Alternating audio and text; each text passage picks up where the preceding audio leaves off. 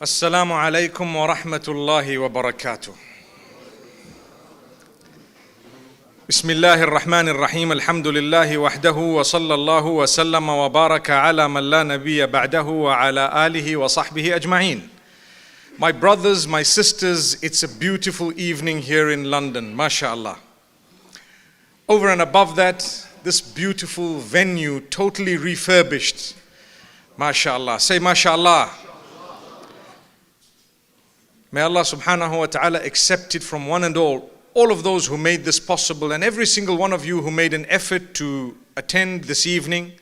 I pray that Allah grant us acceptance and makes us from among those who are granted entry into paradise with ease. Ameen. In the last few days, I've been going through verses of the Quran in order to prepare for the month of Ramadan, and the series that I have chosen this year is entitled Reconnecting with Revelation. And I can quickly explain why I chose that title. We know what has happened in the last 2 years. People have struggled, lives have been lost. People have lost in terms of health and wealth. People have lost so much, and some have gained, mashallah. We as believers are always taught to look at the positives. I mentioned a verse in my talks in the last few days that is looked at by people without looking at the reverse of it, which is also correct. Here is the verse.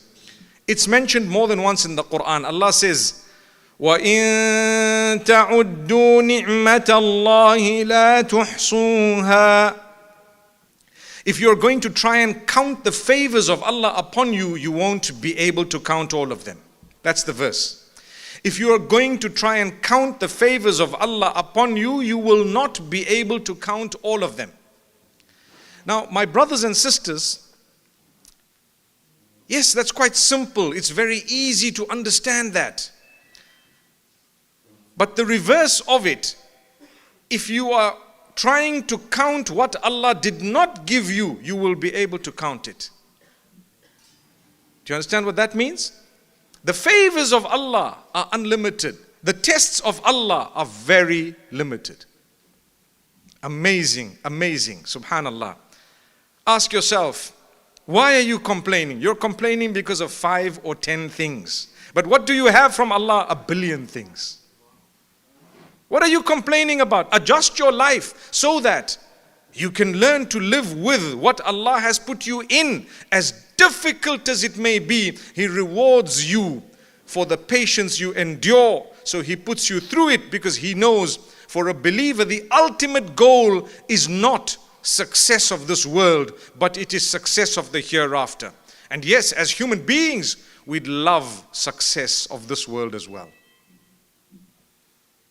I'm not one of those who's going to tell you, forget about this world, don't achieve success, sit at home, do your acts of worship, wait to die, go to paradise and you've succeeded. That's not what I'm going to say, because that's foolish. Foolish in the sense that Allah made you a human. He's kept within you desires, likes, dislikes. He's put you within a community, society. Sometimes the norms in that community and society are quite difficult to live by.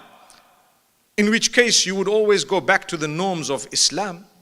Allah allows you to enjoy some of the beautiful things on earth on condition that you don't compromise your relationship with Him. So if myself trying to enjoy what's on earth, in the process I'm earning the anger of Allah, I've got a problem because I'm a believer. This that I'm enjoying is temporary. And what I'm compromising is permanent. So this is why we say, if you were to count the favors of Allah, you would never be able to count them. But that part is part of the verse. But what I'm about to say now is not part of a verse. However, it is the reverse of it, which is correct if you look at what Allah did not give you from what you want, or the challenges and tests that He has put you through. They are limited. They are limited. May Allah subhanahu wa ta'ala grant us an understanding. But they are difficult. So Allah says, look at what we have given you. So as we've been through so much of loss, so much of hardship in the process, at least we have come here today. At least we're able to watch this at some point. That means we have internet connection. That means we have the ability to have come to a function. That means we somehow have a mechanism of support, be it strong or weak, but it's there. Subhanallah, those are the favors of Allah. There are others who would never hear what I've said today simply because they have no connection to the internet, perhaps no device that would get them onto there, perhaps no home, perhaps no shelter, perhaps no clothing, perhaps no food. They don't even know what they're going to eat. And guess what? They are sitting under the tree in the darkness and perhaps with adverse weather conditions. And what are they doing? They are fulfilling 2 units of shukr to Allah, saying, Allahumma lakal hamd. Oh Allah, you took away everything, but you didn't take away my iman. You didn't take away my faith. Oh Allah, provide for us. We have hope in your mercy. We are bearing patience. We are very patient. You know, patience is something like pain. The threshold of it is shifted and increased as you endure more. Initially, back in Africa, those who dig the fields, for example, they develop calluses and blisters on their hands as they hold the pick and start to dig. But what happens over time? I can tell you what happens. Your hands become what I would call weather beaten. You shake someone's hand, you know this person's been working hard in the fields. But they're okay. Initially it was sore. Now I enjoy it. Let me give you a British example. Go to the gym, mashallah. Start doing your reps, as we say. Start, the bars and whatever else. And what happens to your hands initially? Imagine, look at the example. I firstly gave you an example that came to my mind was that of people toiling for real life and survival in Africa. For example, it's an example. And here, it's a luxury to be subscribed to a gym. MashaAllah. It's a luxury. And we have it and we're still complaining. MashaAllah. Why? I just can't lose this belly of mine. Hang on. You've given birth to 6 kids. You're not supposed to lose everything, subhanAllah, by the will of Allah. Those who love you will appreciate it and tell you, that's what I actually love about you. Subhanallah. May Allah grant us goodness and ease. But unfortunately, yes, there's pressure of society, pressure of friends, environments, so many other factors. But the point I was raising is you get used to that level of pain. And after that, it's no longer painful. Because why? The threshold moves. The same applies to sabr. When you get used to sabr, Allah starts you off with something small. Following year, something slightly bigger. The following year, something even bigger. And you start thinking to yourself, does Allah not love me? But Allah loves you so much, He wants you to endure so that He can give you paradise without a problem. Simple, you walk straight through. Things are going wrong in your life. That's according to you. According to Allah, it's going right. Think of it. You just went through the loss of life, the loss of a marriage, maybe through divorce, whatever else it may have been. A child, a loved one, a job. It's okay, one of those things. It's tough, we may cry, it's normal. We are human beings. We can feel the loss, but it should be cushioned by your faith in the Almighty. You know, you have a conviction, the dawn is to follow. The dawn is definitely to follow. So after all this, we struggled for about 1.5 years, I'd say. Is it about 2 years max? And now what has happened? Everyone is reconnecting. Everyone is reconnecting with the life they were used to, right? I found it only apt to say, let's reconnect with the Almighty as well. And since the month of Ramadan is coming, the hope is this will be a Ramadan back to normal. Reconnect with the masjid. Reconnect with the norms of Ramadan that we were unable to do or engage in or participate in because of the last 2 years and all the restrictions. Here I am. I promise Allah I'm going to reconnect with revelation. Why? Because that's the Quran. The Sunnah of the Prophet Muhammad, peace be upon him. Reconnect as best as you can, and you see how Allah will bless you as He granted you survival through the pandemic when others lost their lives, younger than you, healthier than you. They went suddenly surely we should reconnect with revelation. We don't know what may or may not happen as the days pass. My beloved brothers, my sisters. So I started going through verses of the Quran, simple verses with simple lessons, in order for us to be reminded, because I'm sure we've heard so many reminders from the Quran and from the teachings of the Prophet Muhammad, peace be upon him, but we should continue to hear the reminders, and it should be over and over again, because Allah subhanahu wa ta'ala tells us to continue reminding, for the reminding benefits those who believe. Your prayer times are known. You've been praying for the last so many decades or years. But every prayer, Allah's instructed someone to call to remind people, hey, it's prayer time. Thought about it? If reminding was not beneficial, you would never be hearing the adhan or having a reminder to say, hayya ala salah, come to prayer. 5 times a day, it's repeated. We would have been taught to say, hey guy, it's enough. You told me once, now that's okay. But in fact, we should enjoy the reminder. That's a Muslim. Why is it we get upset when people correct us or remind us regarding our duty with or towards our Maker?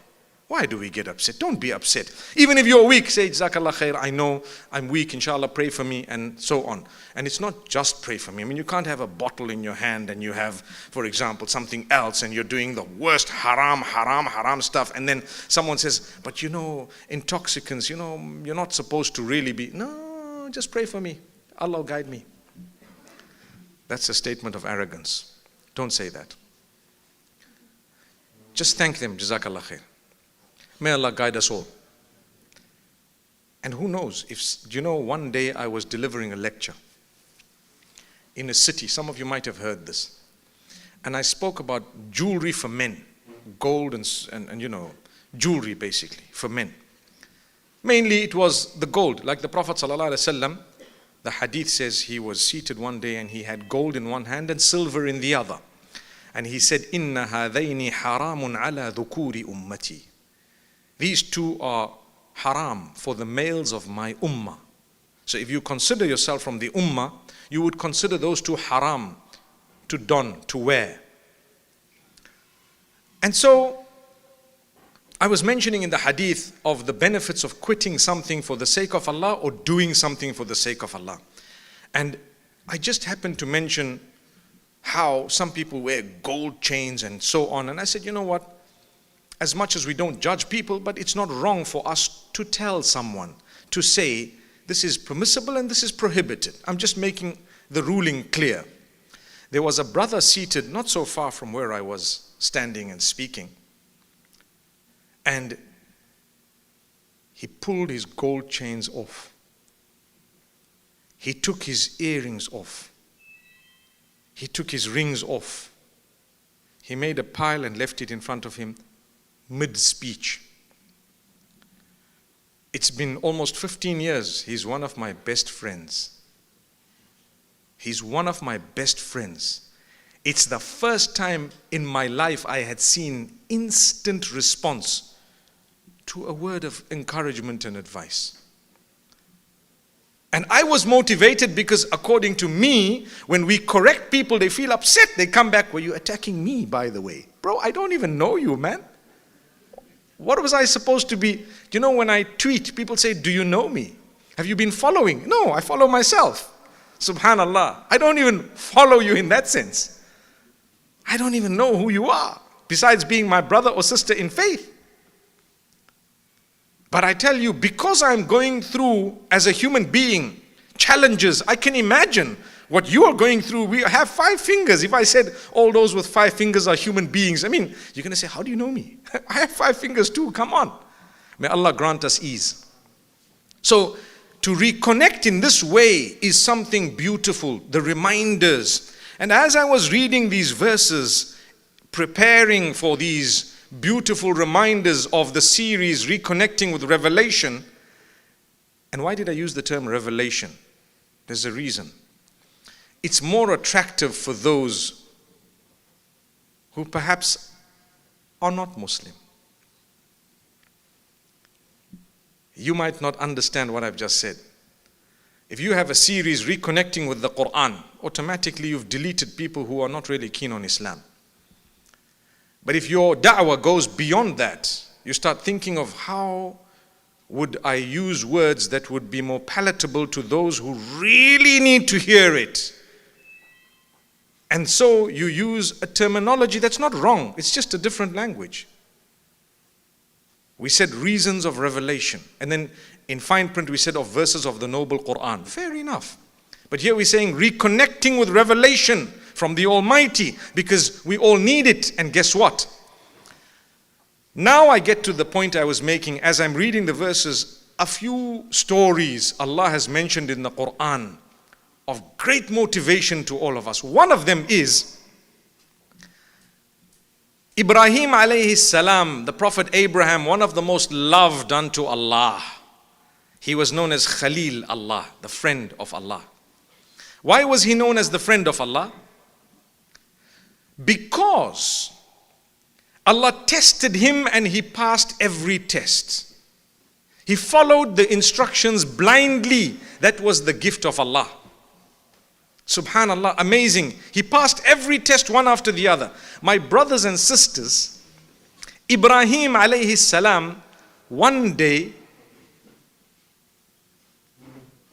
left his child Ismail and his wife Hajar, may peace be upon them, in a desert where there was no water to begin with. If there's no water, there's no food. There was no water, there was nothing. It was a desert, arid, sandy and rocky. And what did he do? He started walking away. His wife, knowing the loving man, the kind man, the man who fulfills the rights of his family and so on, she knew there's something happening here. We're traveling, we've come to this valley, we're left with not much, there's no water, there's nothing here, there's no people. And this man is leaving me. And my child, a child he loves because he got the child after years of trying, years. Allah blessed him with a child later on in his life. He was much older. And so she asked him a question. Did Allah instruct you to do this? The answer was in the affirmative. Yes. She knew, that's it, Allah will take care of us. What and how, I don't know. But the conviction, it's there. Conviction is probably one of the most powerful acts of worship that would cushion the problems that you face, the issues, the difficulties, the hardships, and they would make you look forward to a solution or the solution. And at times, the solution may be delayed, but the conviction will keep you afloat. So when things are not going your way, and every one of us has different challenges in life, be convinced that Allah has the solution and it is coming. When the time is right, it will come. And if the time is not right on earth, trust me, you're going to get something amazing in the hereafter, but you're going to have to bear patience with the conviction. Conviction alone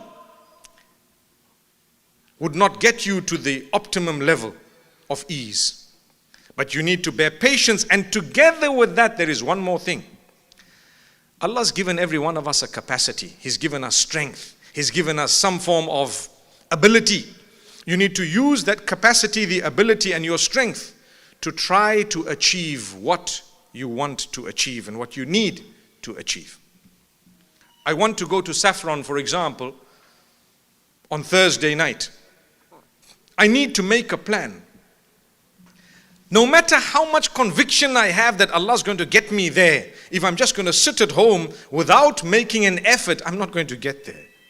Not at all. Maybe a miracle might happen, but these days we're not saints on that level. Subhanallah. You need to make an effort. So make the effort and be convinced, inshallah, Allah will guide my effort towards achieving something. And if you did not make it for some reason, guess what? Just thank Allah. Oh Allah, you saved me from something bigger. We were delayed not too long ago on one of my journeys. And when we finally got to leave, People were complaining, hey, we're late, we're late. I said, no, don't worry. Perhaps Allah knows something. It's okay. I was asking Brother Shakil, you've known me for many years. When last have you seen me angry? He said, nah, I haven't. Just the one, something happened, and you know what? Because why? You have to hand your affairs to Allah. Be convinced that whatever's happened, you know what? I don't understand it. It might not have been so good, but it's okay. It's Allah in charge and in control. Come on, that conviction. Bear patience with it. As we were traveling, we saw a massive accident where there was a fire and the cars were in flames. And I thought to myself, had we been 5 minutes earlier, perhaps we may have been a part of this mangled metal that you can see. So that was Allah. He delayed you. It's okay. No problem. Someone's being difficult in your life. It's okay. Allah will create ease in other ways. Allah will give you little successes that wouldn't have come in your direction had this one come to you. So Ibrahim alayhi salam, his wife Hajar was convinced. She had that conviction, number one. Number two, she was patient. And number three, she used her energy to get up and start the search. What are you searching for? I don't even know. What are you looking for? I don't know. Tell us again, what is it that you want? Well, I'm going up Mount Safa, and then I'm coming down, and I'm going up Mount Marwa to try and see if there's any sign of life. If there is a single bird in the air, I'd be able, or in the sky, I'd be able to know there's water somewhere. I'd go there. That's how intelligent they were. If you and I were in a desert, well now, had it not been for that story, I wouldn't have known. If we were in a desert looking for water, we wouldn't bother looking for where the birds are. Unless you're an expert. Bird watching, mashallah. My brothers, my sisters, here is a woman. She's making an effort. Allah loved it so much, because you know what? You don't even know what you're looking for, man. And you know what? You've left it to us. You're convinced and you're patient without complaint. Allah says, we're going to make this memory eternal. The Hajj will be compulsory upon everyone who can manage right up to the end of time. And you know what we're going to do? We're going to make them run through Safa and Marwa, and they won't even know why. Why do you run through Safa and Marwa? Have you thought about it? Because it's the instruction of Allah. That's the answer. I want to ponder over what a woman did in order to survive with her child. How many women are taking care of their children single-handedly? They suffer, they struggle to make ends meet, to meet deadlines, to help them go to school, to come back to, and they face all the difficulty and hardship. This is a day we pray for you. May Allah grant you success in every way. May Allah take you to paradise without reckoning through the green route. May Allah Almighty open your doors and fling open the doors of His mercy for you. It's a struggle today. Tomorrow you shall smile. It's difficult. Where do we get this from? The story of Hajar and Ismail. Guess what? Miraculously, water started gushing. Water started gushing. And it didn't just gush for a little bit. It gushed in such a way that it kept on flowing. And it kept on flowing. And you and I, who are Muslims, who have been to Mecca, have actually seen this well. What was it? The effort of a woman, the conviction and the patience. If I am convinced about Allah's plan for me, and I try my best to achieve what I believe is beneficial, and I bear patience upon what happens in the process, Allah will open your doors. But you know when? When the time is right. It wasn't one round. She didn't just go Safa to Marwa and suddenly the water gushed. No. Allah knew the water was going to gush. How many times? 7 times. Subhanallah. That could depict 7 days, 7 months, 7 years. For me, you might have a problem for a few years. If I want that number 7, in Yusuf alayhi salam's story, the same thing happened. قَالَ تَزْرَعُونَ سَبْعَ سِنِينَ دَأَبًا. The dream of the king that was interpreted by the Prophet Joseph, may peace be upon him. He says, you will see 7 years, 7 years, wherein you will have great produce, mashallah. And then 7 years of drought, wherein which you will eat from that which you saved during the 7 good years. And that teaches us that you should save up a little bit for the future. In case there is a rainy day, you need to have a little bit that you can tap into. So 7 rounds and the water gushed out. Wow, don't we owe her a lot? Well, even if you don't want to acknowledge, Allah has made it incumbent upon us. And Allah has done something else. Ibrahim alayhi salam, as he was leaving his family, and by the way, no man can ever come today and say, I've just left my wife and children to fend for themselves because I'm just following the example of Ibrahim alayhi salam. I've actually had one case. I was an arbitrator in a problem, and the man was such a religious guy with such a nice, mashallah, long beard and so on. I don't think he would miss the Hajjud, but he actually told me that, look, Ibrahim alayhi salam did it, I said, brother, are you a prophet of Allah? Did Allah instruct you to do something? Like there was another case where a guy comes up and says, Ibrahim alayhi salam, my father told me to divorce my wife. I don't have a problem with her, but I divorced her. I said, but why? Because my father told me. I said, your father? You're a man on your own. I would inform my dad rather than ask him at this juncture. I mean, I'm close on to 60. Come on, guys. In a few years. A few decades. But my brothers, my sisters, I tell you, it's a fact of life. You are not a prophet. If Ibrahim alayhi salam, according to one narration, went to his son, or he told the wife, you know what, tell the owner of the home that when he comes, he needs to change the doormat. So when Ismail alayhi salam heard about it, he said, that was my father telling me to divorce you and you can go home. That was a prophet of Allah. If at all that narration is correct, it was a prophet of Allah. Yes, indeed. And if a prophet is told by Allah, they wouldn't say something from their own pockets. But if your father comes to you and tells you to divorce someone you have no problem with, you love them, you tell your dad, goodbye, salam alaikum.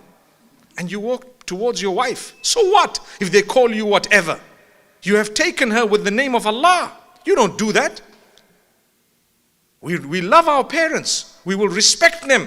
We will be kind to them. But never did Allah say, obey them when they are unreasonable.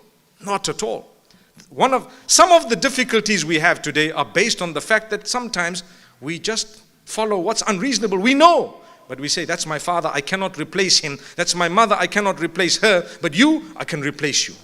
What a statement. What a fraud. What a blackmail. May Allah Almighty protect us. So my brothers, my sisters, let's try and understand.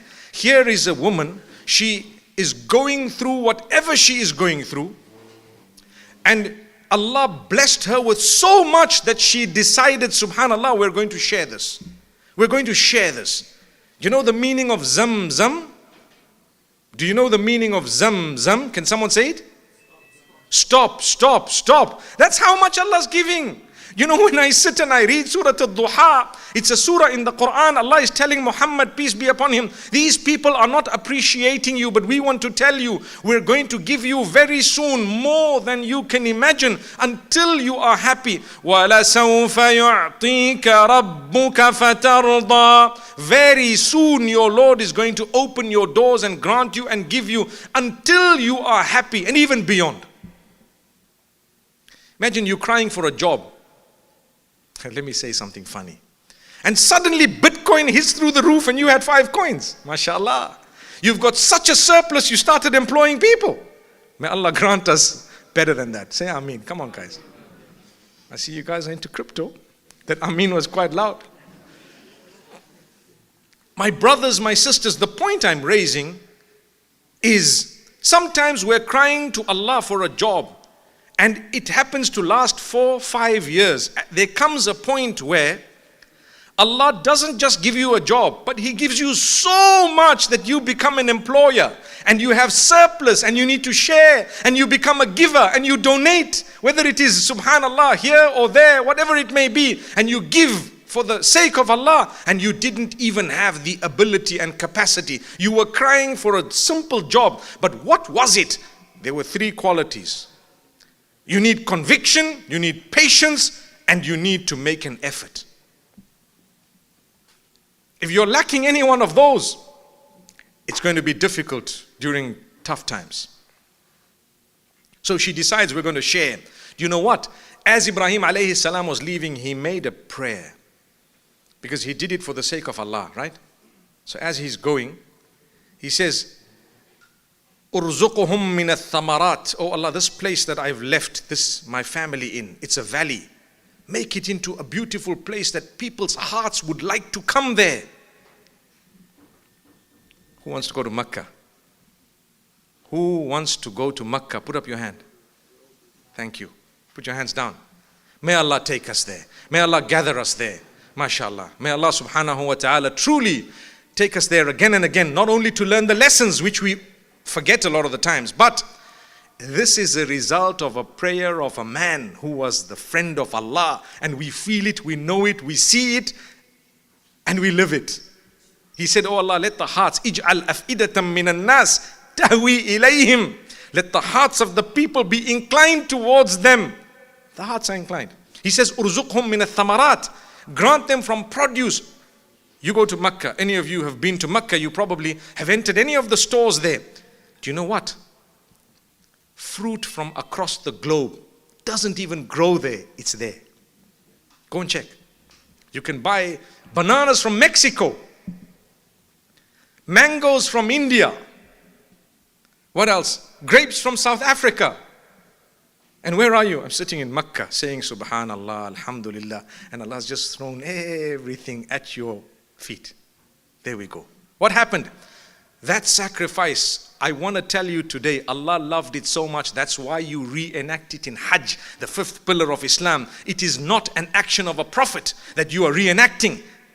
The initial action was not that of a prophet. It was that of a lady, a woman, who was so trusting of Allah, so convinced, she knew Allah will provide. My brothers, my sisters, we have smaller problems, but we're not that convinced that Allah will provide. Or we don't go out and make an effort. She was a woman. She made an effort. People came in. Jurhum is a tribe that came in, mashallah. And thereafter it grew to a city. And it grew to such a huge city. Just Google Earth it and check it. It's amazing.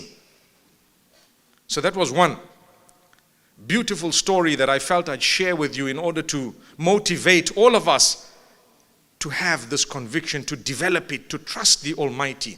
Yes, each one of us has our own unique story. We were born in a certain way to a certain family in a certain place. That's unique on its own. And we have a story regarding that. As we grew older, we have a story about our folks, maybe our fathers, maybe our mothers, maybe our relatives, maybe the way we grew up, the schools we went to, the environment we lived in, perhaps maybe abuse. May Allah protect us and all the others. But each one of us has stories.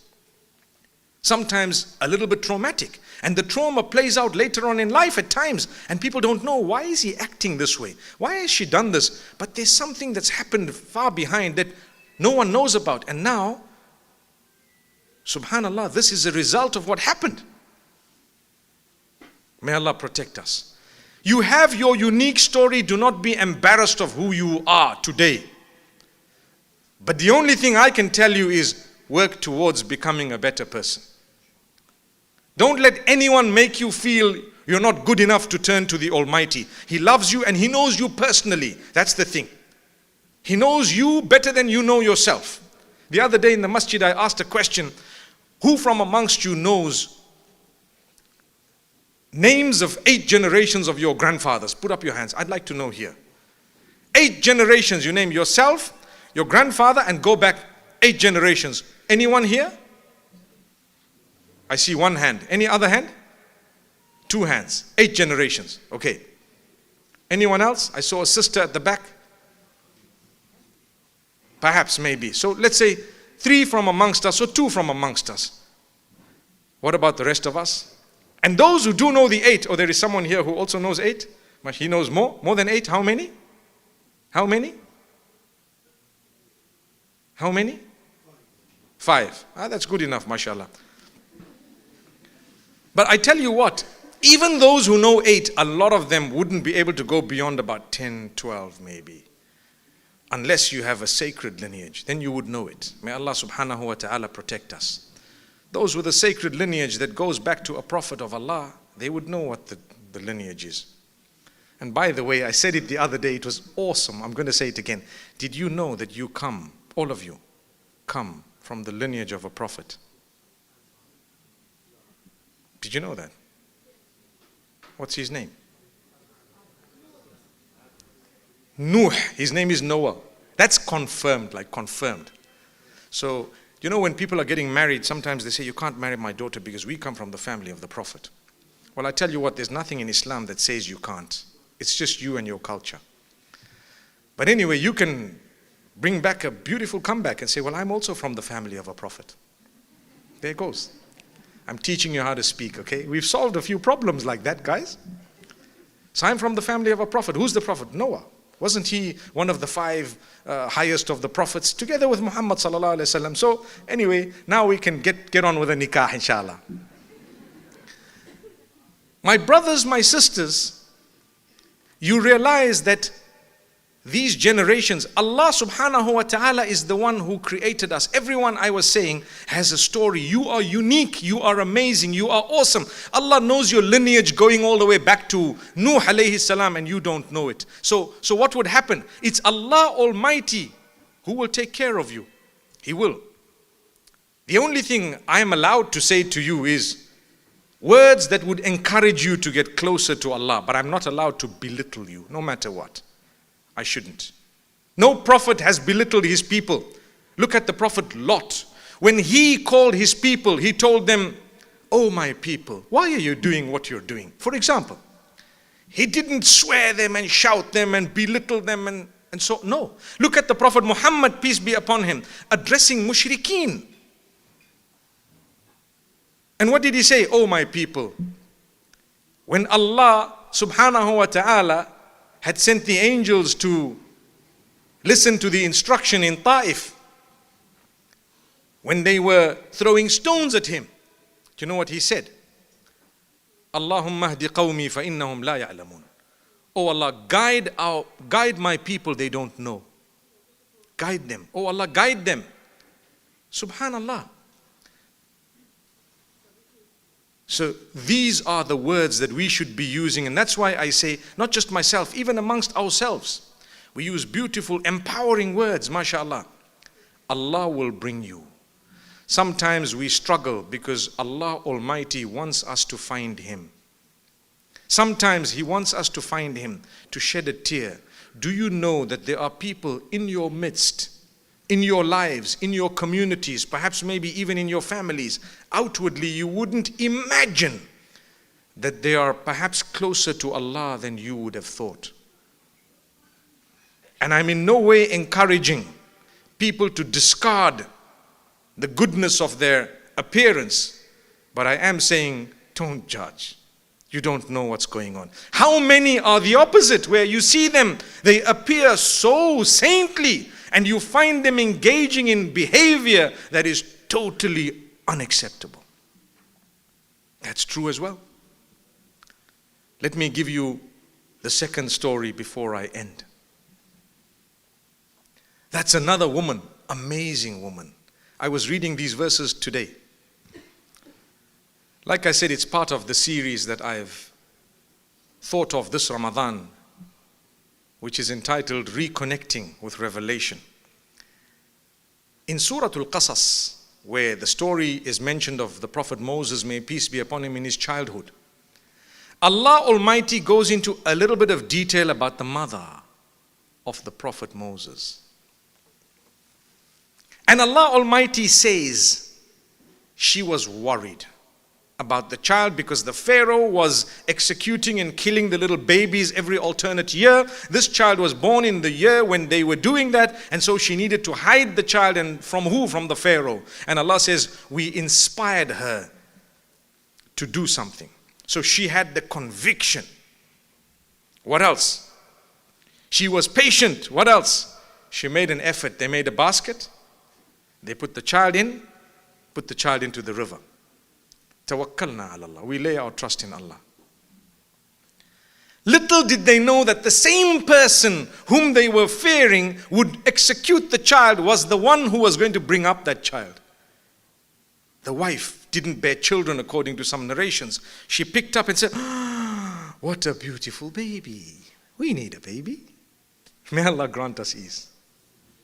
They claimed the child, but that was Allah's plan. Allah wanted him to have the best possible upbringing. And then Allah had inspired her, and she was convinced that Allah will never separate a mother from a child. You know what the Prophet Muhammad, peace be upon him, says? He says it clearly. Whoever separates a mother from a child while she is unwilling, Allah will separate that person from his or her loved ones in this world and in the hereafter. There you have it. People do it after divorce. People do it after so many things. Allah says, you separate, we will separate. Don't worry. Tit for tat. And we will come back in a harder, harsher way. So watch out. Have a big heart. Let things happen as they were supposed to. Parents shouldn't be separated from their kids. Not unwillingly. So Allah says, فَرَدَدْنَاهُ إِلَىٰ أُمِّهِ كَيْ تَقَرَّ عَيْنُهَا وَلَا تَحْزَنْ. That's a part of the verse. We returned him to his mother. No one could suckle the child. And they found someone. Who was it? Only one person in the entire place who could suckle the child, and that was the woman. Little did they know that's the mother. Subhanallah. Allah says, we returned him to his mother so that her eyes could be cooled once again by her own child, and so that she knew, so that she wouldn't be sad, and so that she would realize that the promise of Allah is the truth. That's the second part of the verse. وَلِتَعْلَمَ أَنَّ وَعْدَ اللَّهِ حَقٌّ. For her to be convinced that, you know what, the promise of Allah is the truth. I'm telling you today, Allah's made promises, they are true. You need patience, you need what I told you. We've seen it happening. Be patient. Then Allah caps that verse by saying, وَلَكِنَّ أَكْثَرَهُمْ لَا يَعْلَمُونَ. But unfortunately, many people, many of them don't even know. They don't know. People don't know. They don't realize. People don't believe. May Allah Almighty grant us goodness. So that's very inspiring to see. We went through the challenge, we went through the hardship, there was anxiety, there was a lot of stress, I'm sure. But you know what cushioned it? What cushioned it for me was the conviction in Allah and the fact that I believe nothing can happen unless Allah has willed it. The Prophet Muhammad, peace be upon him, told this young man, the Sahabi radiallahu anh, Abdullah ibn Abbas, he says, you know what? اعلم أن الأمة لو اجتمعت على أن يضروك بشيء لم يضروك إلا بما قد كتبه الله عليك. You should know and be convinced that if everyone in the nation gets together to harm you, they won't be able to harm you unless Allah's written that against you. They can't do a thing. Subhanallah, that's the conviction. So my brothers and sisters, as I got up, I asked Brother Yasin, do I speak for 45 minutes? He says, yes. Guess what? I've clocked my 45 minutes. There's just about a minute and a half remaining. May Allah Almighty bless you all, grant you goodness and ease. We spare a moment to pray for those who are struggling and suffering across the globe. There are so many who are going through a lot more than we are. There are so many who have real life challenges. We are sitting in a favor of Allah, but we're still upset, we're still complaining because a few of the small things in our lives are not in place. Perhaps we may not have a thing or two. Like I said at the beginning of this talk, count the favors of Allah, you won't be able to. Count the challenges Allah's put in your life, you will definitely be able to count them because they are limited. Allah will never give you an unlimited number of problems because He knows you're just a human being. So bear patience, turn to Allah. Ya ayyuhalladhina amanu ista'inu bis-sabri was-salah. Inna Allaha ma'as-sabirin. O you who believe, seek assistance, help yourself through patience and prayer. For indeed Allah is with those who bear patience. Aqulu qawli hadha wa sallallahu wa sallama wa baraka ala nabina Muhammad.